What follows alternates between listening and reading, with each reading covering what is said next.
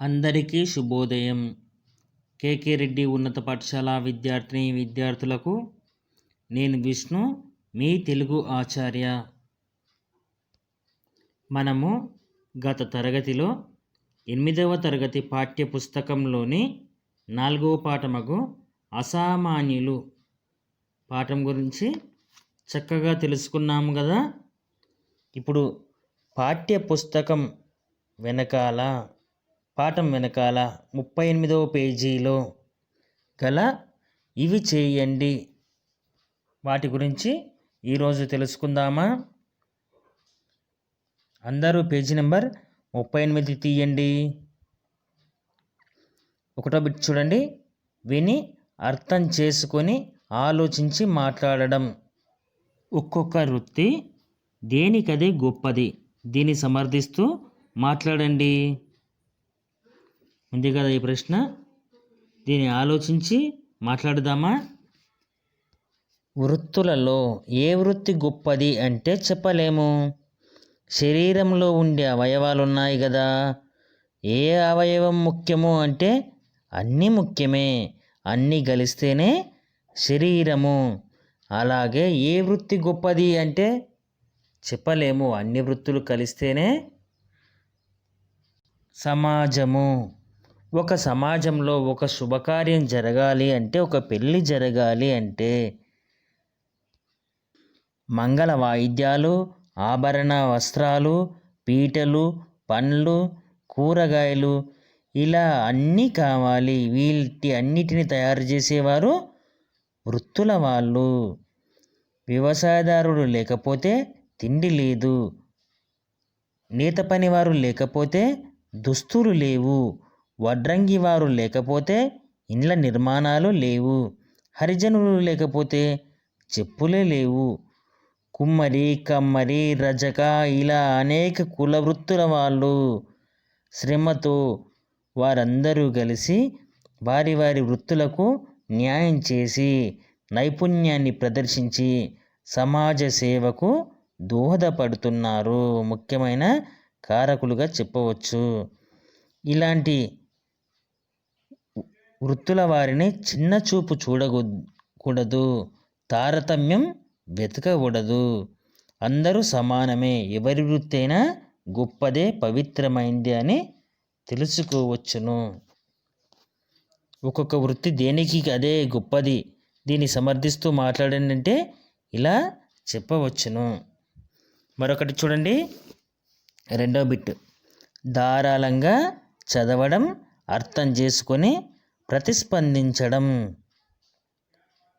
ఒకటో చూడండి. ఈ క్రింది పేరాను చదవండి, దాని ఆధారంగా క్రింద ఇచ్చిన పట్టికలో వివరాలు రాయండి. లక్కతో తయారయ్యే గాజులకు హైదరాబాదు ప్రసిద్ధి. వాటికి అద్దం ముక్కలు, పూసలు, విలువైన రంగురాళ్లతో అలంకరిస్తారు. హైదరాబాదు సందర్శించేవారు వీటిని తప్పక కొనుక్కుంటారు. కళాత్మక కుట్టు పనులలో వివిధ ఆకారాల్లో ఉన్న చిన్న చిన్న అద్దం ముక్కలు, పూసలు అందంగా తీర్చిదిద్దుతారు. దుప్పట్ల దిండ్లు,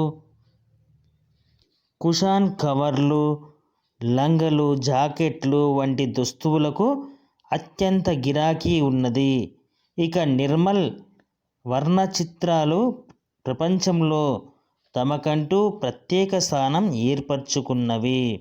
గృహోపకరణాలైన కొయ్య సామాగ్రి, తేలికపాటి చెక్క బొమ్మలు ఎంతో సృజనాత్మకంగా తయారు చేయబడతాయి. వెండి నగిషి కళలను ఫిలిగ్రీ అంటారు. కరీంనగర్ ఈ కళలకు పెట్టింది పేరు.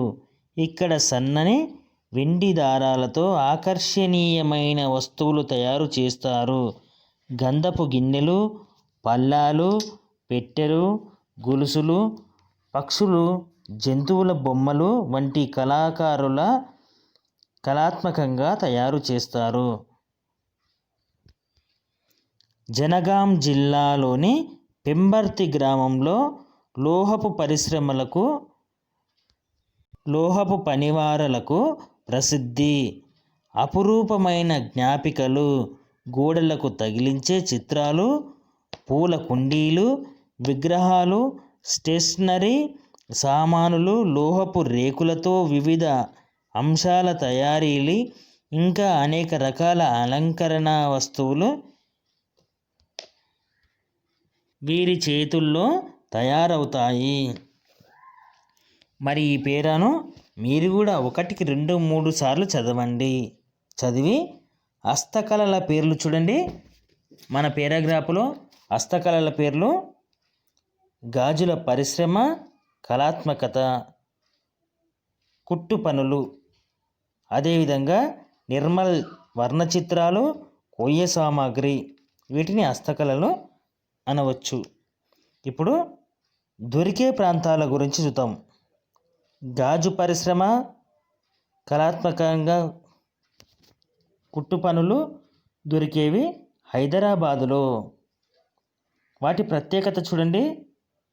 నగిశీలతో పూసలతో కూడిన గాజులు, చిన్న చిన్న అద్దాలు, పూసలతో అందంగా కుట్టబడిన వస్త్రాలు ఎక్కడ ఉంటాయి?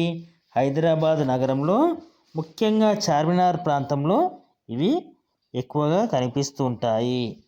మరి నిర్మల్ వర్ణచిత్రాలు, కొయ్య సామాగ్రి చూడండి. నిర్మల్లో ప్రపంచంలోనే ప్రసిద్ధి చెందిన వర్ణచిత్రాలు ఉన్నాయి.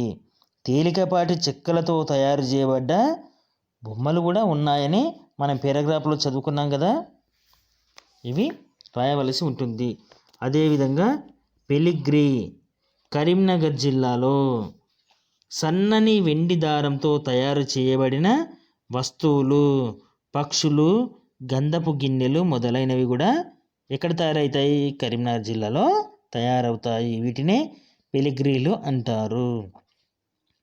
లోహపు పని ఎక్కడ? పెంబర్తిలో గోడలకు తగిలించే చిత్రాలు, విగ్రహాలు, పూల కుండీలు మొదలైనవి కూడా పెంబర్తిలో తయారవుతాయి. విన్నారు కదా ఇంతసేపు. అదేవిధంగా రెండవది చూడండి. ఆయా వృత్తుల పనివారు తయారు చేసేవి వాడే వస్తువుల పేర్లను పాఠం ఆధారంగా వివరాలను పట్టికలో రాయండి. ఒకసారి చూడండి పట్టిక. క్రమ సంఖ్య అనగా 1, 2, 3, 4 అని నెంబర్స్. వృత్తులు: కుమ్మరి, కమ్మరి, కంసాలి, ఇలా అనేక పేర్లు ఉన్నాయి కదా. ఆ వృత్తులకు సంబంధించిన వాళ్ళ పేర్లు రాయండి. అదేవిధంగా వాటికి సంబంధించిన పేరాలు కూడా ఉన్నాయి కదా. ఆ పేరాలు ఏ పేరాలో ఉన్నాయో వెతికి రాయండి. పేరాలో ఇచ్చిన వారు ఉండే వస్తువులు లేక తయారు చేసే వస్తువుల పేర్లు కూడా రాయండి. ఉదాహరణకు నేను ఒకటి చెప్తాను, మిగతావి పాఠం ఆధారంగా మీరే రాయవలసి ఉంటుంది. కుమ్మరి 33వ పేజీ మొదటి పేరాలో ఉన్నది. వారు తయారు చేసే వస్తువులు కుండలు, కూజలు, ప్రమిదలు మొదలగునవి. ఇలా స్వర్ణకారులు, కమ్మరి, వడ్రంగి, హరిజన, మంగలి, చేనేత పరివారు, రజకులు, వ్యవసాయదారుల గురించి ఏ పేరాలో ఉన్నవో వెతకండి. వారు తయారు చేసే వస్తువుల గురించి కూడా రాయండి. ఇప్పుడు స్వీయ రచన. ఈ క్రింది ప్రశ్నలకు 5 వాక్యాలలో జవాబులు రాయండి. ఇక్కడ 4 ప్రశ్నలు ఇవ్వడం జరిగింది. ఆ ప్రశ్నలన్నిటికీ పాఠం ఆధారంగా సమాధానాలు వెతకండి. రెండవ చూడండి. ఈ క్రింది ప్రశ్నకు 10 వాక్యాలలో జవాబు రాయండి. ఈ ప్రశ్న కూడా పాఠం ఆధారంగా సమాధానం వెతికి రాస్తారు కదూ. ఇప్పుడు 4వ బిట్ సృజనాత్మకత ప్రశంస గురించి తెలుసుకుందాము. ఈ క్రింది ప్రశ్నలకు జవాబులను సృజనాత్మకంగా రాయండి. మీ గ్రామంలోని ఒక వృత్తి పనివారి వివరాలను సేకరించడానికి ప్రశ్నావళి తయారు చేసుకోండి. ప్రశ్నలు అంటే తెలుసు కదా, ఒకరి ఇంటి దగ్గరికి వెళ్ళినప్పుడు మనం ఏ ప్రశ్నలు అడగాలి, వాటికి ఏ విధమైన సమాధానాలు వాళ్ళు చెప్తారు, ఆ చెప్పిన సమాధానాలకు మరే ప్రశ్నలు అడగాలి అని మీరే కొన్ని ప్రశ్నలను తయారు చేసుకోండి. ఇప్పుడు 5వ బిట్టు పదజాల వినియోగం. ఒకటి చూడండి, క్రింది పదాలకు సొంత వాక్యాలు రాయండి. సొంత వాక్యాలు అనగా మనం సొంతంగా రాసే వాక్యాలను సొంత వాక్యాలు అంటారు. ఎవరు ఏది రాసినా అది కరెక్టే అవుతుంది. ఆ పదానికి సంబంధించిన అర్థంతో కూడుకొని ఉండాలి ఖచ్చితంగా. సరేనా పిల్లలు? ఇప్పుడు నేను పదాలు చెప్తాను, వాటికి మీ సొంతంగా వాక్యాలు తయారు చేయండి. చేదోడు వాదోడు, చాకచక్యం. ఇలా ఈ 2 పదాలకు మీ సొంత మాటల ద్వారా ప్రశ్నలు వాక్యాలు రాయండి. ఇప్పుడు మరొకటి చూడండి, క్రింది పట్టికలోని ప్రకృతి వికృతి పదాలను గుర్తించి వేరు చేసి రాయండి. మీకు ఇచ్చిబడ్డటువంటి ఒక పట్టిక ఉంది కదా, ఆ పట్టికలో ప్రకృతి పదాలు వికృతి పదాలు ఉన్నాయి. ఈ రెండింటిని వెతికి పక్కలో ప్రకృతి పదాల కింద ప్రకృతి పదాలు, వికృతి పదాల కింద వికృతి పదాలు రాద్దామా? చూడండి, ఉదాహరణకు విద్య, దానికి విద్యే. గౌరవం, వికృతి పదం గారవం. ఆహారం, దానికి వికృతి పదం ఓగిరం. విద్య, వికృతి పదం విద్యే. రాత్రి, వికృతి పదం రాతిరి.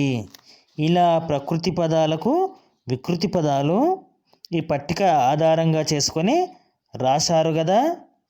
అందరూ శ్రద్ధగా గమనిస్తూ బ్లాక్ పెన్నుతో మాత్రమే రాయగలరు. ఇంకొక బిట్ చూడండి, ఈ క్రింది వాటికి పర్యాయ పదాలు రాయండి. ఈ క్రింది వాటికి పర్యాయ పదాలు రాయండి. అనేక అర్థాలతో కూడుకునే వాటిని పర్యాయ పదాలు అంటారు. ఉదాహరణకు చెట్టు. చెట్టు అనే పదానికి వృక్షము, భూరూహము, పాదపము. ఇప్పుడు మరొక పదం చూడండి, పాదము. పాదము అనే పదానికి పర్యాయ పదాలు అడుగు, చరణము, పదము, అగ్ని, అగ్రి, అంగ్రి. పాదము అనే పదానికి పర్యాయ పదాలు అడుగు, చరణము, పదము, అంగ్రి. తెలుసుకున్నాం కదా. ఇప్పుడు వ్యవసాయం. వ్యవసాయం అనే పదానికి పర్యాయ పదాలు ప్రయత్నము, కృషి. అదేవిధంగా మరొకటి చూడండి, శరీరం. శరీరం అనే పదానికి పర్యాయ పదాలు తనువు, ఏను, కాయం. ఇలా పర్యాయ పదాలు తెలుసుకున్నాము కదా. ఇప్పుడు 4వ బిట్టకు భాషను గురించి తెలుసుకుందాము. ఒకటో చూడండి, క్రింది పట్టికలోని వాక్యాలలో క్రియాభేదాలను గుర్తించి రాయండి. క్రింది పట్టికలోని వాక్యాలలోని క్రియాభేదాలను గుర్తించి రాయండి. మొదటగా క్రియ అంటే ఏమిటో తెలుసుకుందాము. క్రియ అనగా ధాతువు, చేసే పనిని తెలియజేసే పదాన్ని క్రియ అంటారు. చేసే పనిని తెలియజేసేదాన్ని క్రియ అంటారు. ముఖ్యంగా క్రియలు 2 రకాలు, ఒకటి సమాపక క్రియ, రెండవది అసమాపక క్రియ. సమాపక క్రియ వాక్యం యొక్క పూర్తి అర్థము ఉండేది సమాపక క్రియ. సమాపక క్రియ అంటారు. అదేవిధంగా అసమాపక క్రియలు ఒక వాక్యాన్ని పలుకుతూ దాని గురించి వివరంగా చెప్పకుండా వాక్యం ఏమవుతుందో అనే ఆసక్తిని కలిగించేదే అసమాపక క్రియ. చివరికి సమాపక క్రియతో ముగుస్తుంది. చూద్దామా మరి మన పాఠ్యపుస్తకంలోని 1వ వాక్యం చూడండి. ఉదాహరణకు, సీత బజారుకు వెళ్ళి బొమ్మ కొన్నది. ఇక్కడ వెళ్ళి, కొన్నది అనే పదాలు ఉన్నాయా? వెళ్ళి అంటే అసమాపక క్రియ. వెళ్ళి ఏం చేస్తుందో తెలియదు. బజారుకు వెళ్ళి బొమ్మలే కొనుంటుందా, లేకపోతే చెప్పులు కొంటుందా, లేకపోతే ఇంకేమైనా వస్తువులు కొనొచ్చు. వెళ్ళి అని ఇక్కడ ఆగినాం కాబట్టి అది అసమాపక క్రియ. కొన్నది అన్నాము కదా, ఇంకా కొన్నది పని అయిపోయింది పూర్తిగా, కాబట్టి ఇది సమాపక క్రియ. మరొకటి చూడండి. రాజు పద్యం చదివి భావం చెప్పాడు. ఏం చదివాడు రాజు? పద్యం చదివాడు. చదివి అని ఇక్కడ ఉంది కదా, ఇది అసమాపక క్రియ. రాజు పద్యం చదివి ఏం చేశాడో తెలియదు, అకామ ఉంది కాబట్టి. తర్వాత భావం చెప్పాడు అన్నప్పుడు పని పూర్తి జరిగింది. ఈ చెప్పాడు అనే పదం సమాపక క్రియ. వాణి బొమ్మ గీసింది, రంగులు వేసింది. చూడండి, వాణి బొమ్మలు గీసి ఇంకా ఏమైనా చేయొచ్చు. ఇలా అసమాపక క్రియాపదం ఇది. గీసి అనేది అసమాపక క్రియ. మరి రంగులు వేసింది, ఏమేసింది? రంగులు వేసేసింది. మరి వేసింది అనేది సమాపక క్రియ. చూడండి మరొకటి. కావ్య మెట్లు ఎక్కి పైకి వెళ్ళింది. ఏమెక్కింది? కావ్య మెట్లు ఎక్కింది.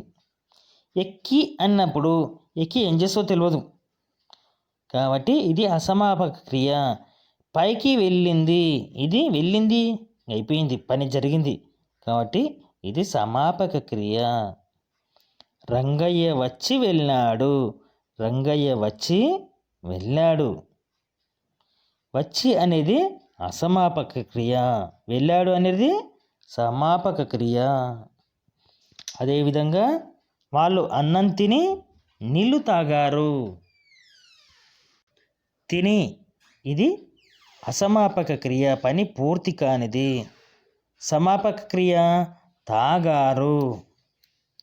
ఇలా సమాపక అసమాపక క్రియల గురించి తెలుసుకున్నాము కదా. మరి ఇప్పుడు మనము సంశ్లిష్ట వాక్యాల గురించి తెలుసుకుందాము. సంశ్లిష్ట వాక్యాలు అంటే అనేక అసమాపక క్రియలతో కూడి ఉండి ఒకే సమాపక క్రియతో ఉన్నటువంటి వాక్యాన్ని సంశ్లిష్ట వాక్యం అంటారు. సంశ్లిష్ట వాక్యంలో ఒకటి కన్నా ఎక్కువగా అసమాపక క్రియలు కలిగి ఉంటాయి. చివరికి ఒకే సమాపక క్రియతో పని పూర్తవుతుంది. ఇలాంటి వాక్యాన్ని సంశ్లిష్ట వాక్యం అంటారు. మన పాఠ్యపుస్తకం చూడండి ఒకసారి, పేజీ నెంబర్ 40 తీయండి. ఈ క్రింది వాక్యాలు చదవండి, కలిపి రాసిన విధానం పరిశీలించండి.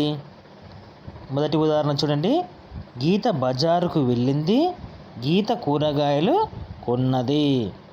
గీత బజారుకు వెళ్ళింది, ఇందులో సమాపక క్రియ ఉంది. గీత కూరగాయలు కొన్నది, ఇందులో కర్త ఉంది, సమాపక క్రియ కూడా కలిగి ఉంది. మొదటి దాంట్లో సమాపక క్రియ కలిగి ఉంది, కర్త కలిగి ఉంది. రెండవ దాంట్లో కూడా సమాపక క్రియ కలిగి ఉంది, కర్త కలిగి ఉంది. వీటిని సామాన్య వాక్యాలు అంటారు. మరి సంయుక్త వాక్యం అంటే చూడండి, ఒకే కర్త ఉండాలి, అసమాపక క్రియ కలిగి ఉండాలి. గీత బజారుకు వెళ్ళి కూరగాయలు కొన్నది. గీత ఎక్కడికి వెళ్ళింది? బజారుకి వెళ్ళింది. చూడండి, గీత బజారుకు వెళ్ళి, మళ్ళీ కర్త రాలేదు. ఇప్పుడు కూరగాయలు కొన్నది. కూరగాయలు కొన్నది అన్నప్పుడు మొదట గీత బజారుకు వెళ్ళింది అని చెప్పి కర్త చెప్పుకున్నాం. కానీ ఇక్కడ గీత అనే పేరును కర్తను కలపలేదు. కూరగాయలు కొన్నది అని మాత్రం రెండో వాక్యంలో చెప్పుకున్నాము. ఇలా సమాపక క్రియ కర్తతో కలిగి ఉంటే రెండవ పదంలో మొదటి పదంలో అసమాపక క్రియలు కలిగి ఉంటే దీన్ని సంశిష్ట వాక్యంగా చెప్పవచ్చు. మరికొన్ని ఉదాహరణలు చూడండి. ఈ క్రింది వాక్యాలను కలిపి రాయండి. మొదటిగా విమల వంట చేస్తుంది, విమల పాట వింటుంది. విమల వంట చేస్తుంది, విమల పాట వింటుంది. రెండు కర్తలు కనిపిస్తున్నాయి, రెండు సమాపక క్రియలు కనిపిస్తున్నాయి. ఇది సామాన్య వాక్యము. మరి దీన్ని సంశిష్ట వాక్యంగా మార్చితే ఎలా ఉంటుంది? విమల వంట చేస్తూ పాటలు వింటుంది. ఇక్కడ అసమాపక క్రియ ఎక్కడొచ్చింది? చేస్తూ. ఏం చేసింది? వంట చేసింది. ఎవరు చేశారు? విమల చేసింది. విమల వంట చేస్తూ పాటలు వింటుంది. విన్నారు కదా? ఇది ఒక అసమాపక క్రియ కలిగి ఉంది. మరొకటి చూద్దాము. రెండవ చూడండి. అమ్మ నిద్ర లేచింది, అమ్మ ముఖం కడుక్కుంది. అమ్మ నిద్ర లేచింది, అమ్మ ముఖం కడుక్కుంది. ఇందులో కూడా రెండు కర్తలు ఉన్నాయి, అమ్మ అమ్మ అనే పదాలు. లేచింది లేచింది అనే సమాపక క్రియలు కూడా లేచింది కడుక్కుంది అసమాపక క్రియలు కలిగి ఉన్నాయి. సమాపక క్రియలు. అమ్మ నిద్ర లేచింది, అమ్మ ముఖం కడుక్కుంది. ఇందులో చూడండి, లేచింది సమాపక క్రియ, కడుక్కుంది సమాపక క్రియ. అమ్మ అమ్మ కర్తలు. రెండు పదాల్లో రెండు కర్తలు ఉన్నాయి, రెండు సమాపక క్రియలు కూడా ఉన్నాయి. మరి లేనిదేంది? అసమాపక క్రియ. కాబట్టి ఇది సామాన్య వాక్యము. దీన్ని సంశిష్ట వాక్యంగా మారిస్తే అమ్మ నిద్ర లేచి ముఖం కడుక్కుంది. అమ్మ నిద్ర లేచి అసమాపక క్రియ, ముఖం కడుక్కుంది. ఇక్కడ కర్త లేదు. గమనిస్తున్నారు కదా? మరొక ఉదాహరణ చూడండి. రవి ఊరికి వెళ్ళాడు, రవి మామిడి పండ్లు తెచ్చాడు.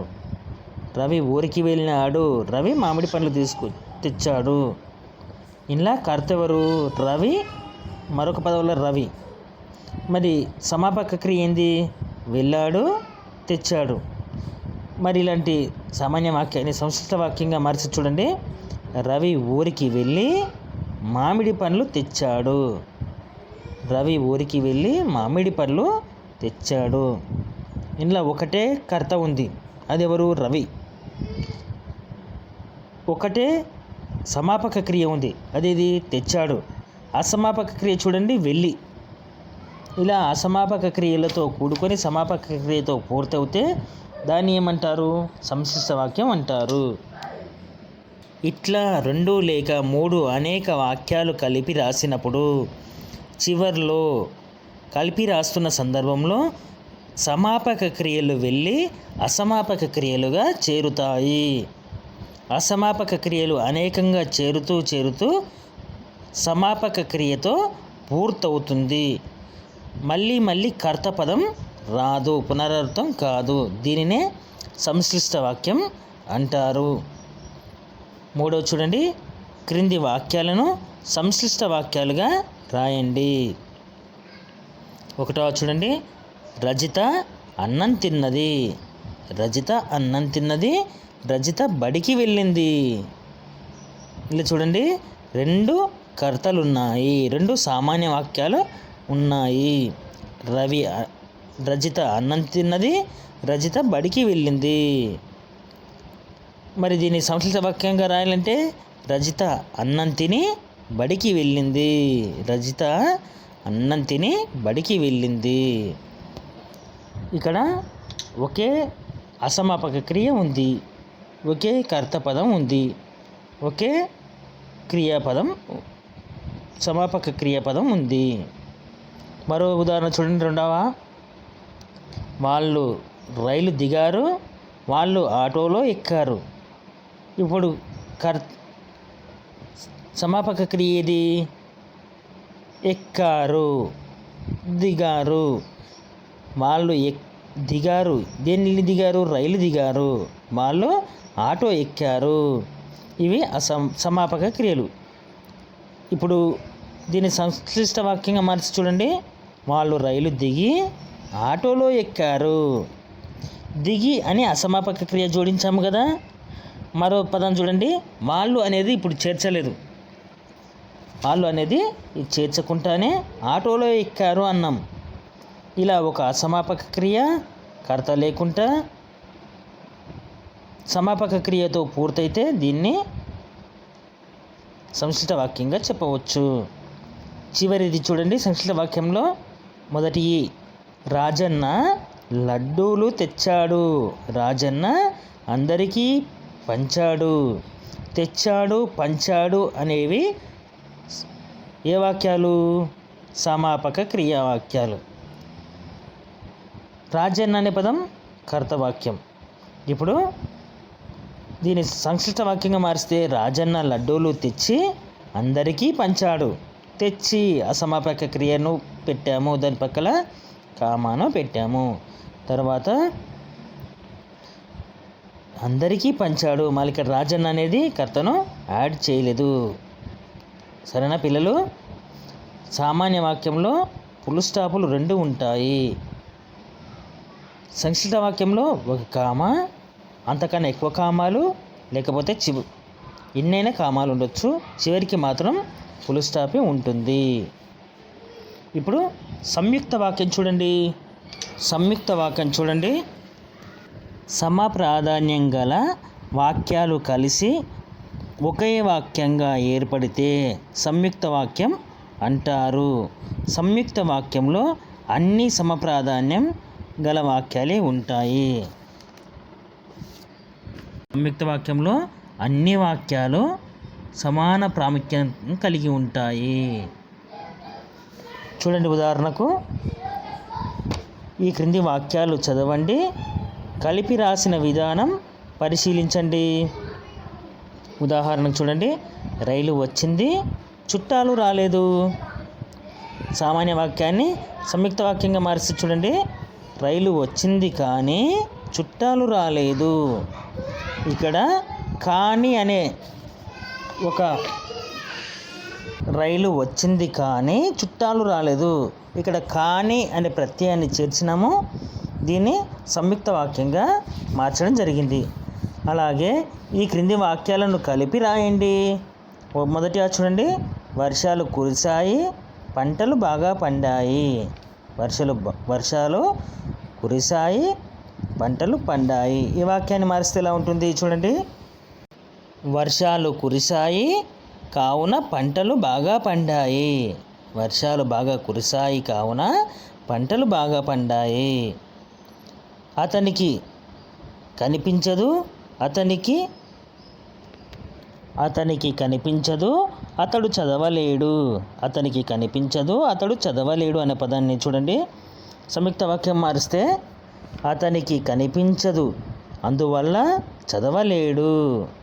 ఇక్కడ కానీ, అందువల్ల, కాబట్టి ఇలాంటి పదాలను జోడించి సంయుక్త వాక్యంగా నిర్మించవచ్చు. ఇలాంటి వాక్యాలు కలిపి రాసినప్పుడు ఎటువంటి తేడాలు కనిపించవు. కానీ క్రియలలో మార్పు లేకుండా మధ్యలో అనుసంధానం అయ్యేటటువంటి కొన్ని పదాలను జోడిస్తే కావున, కానీ, మరియు, అందువల్ల, కాబట్టి ఇలాంటి పదాలను ఉపయోగిస్తూ సంయుక్త వాక్యాలను పూర్తి చేయవచ్చు. సంయుక్త వాక్యంగా మారేటప్పుడు వాక్యాలలో వచ్చే మరికొన్ని మార్పులు ఎట్లా ఉంటాయో గమనించండి. మొదటిగా చూడండి. వనజ చురుకైనది, వనజ అందమైనది. వనజ చురుకైనది, వనజ అందమైనది. ఈ పదాన్ని చూడండి. వనజ చురుకైనది, అందమైనది. రెండో నామవాచక పదాల్లో ఒకటి లోపించింది. దివ్య అక్క, శైలజ చెల్లెలు. దివ్య, శైలజ అక్క చెల్లెళ్ళు. రెండు నామవాచక పదాలు ఒకే చోట చేరి చివర బహువచనం చేరడం జరిగింది. దివ్య, శైలజ అక్క చెల్లెళ్ళు. చూడండి ఎంత సింపుల్గా మారుస్తున్నామో. అదేవిధంగా ఆయన డాక్టరా, ఆయన ప్రొఫెసరా, ఆయన డాక్టరా, ప్రొఫెసరా, రెండు సర్వనామాలలో ఒకటి లోపించడం గమనించవచ్చు. ఈ క్రింది సామాన్య వాక్యాలను సంయుక్త వాక్యంగా మార్చి రాయండి. వారు గొప్పవారు, వారు తెలివైన వారు.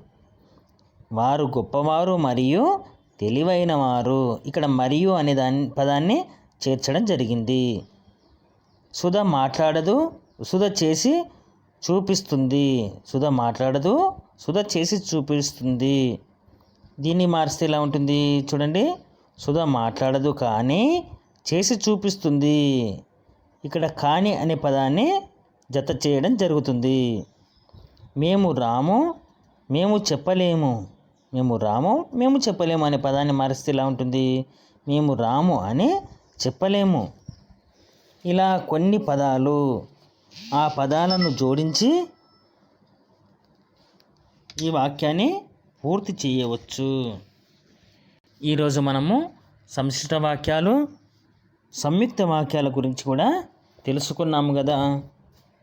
మరి కొన్ని పదాలను వెతికి మీరు దీటకు జోడించి రాస్తారని భావిస్తున్నాను.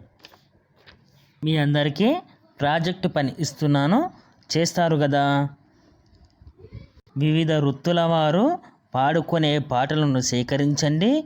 ఒక పాటపై మీ అభిప్రాయం ఆధారంగా నివేదిక రాయండి, ప్రదర్శించండి.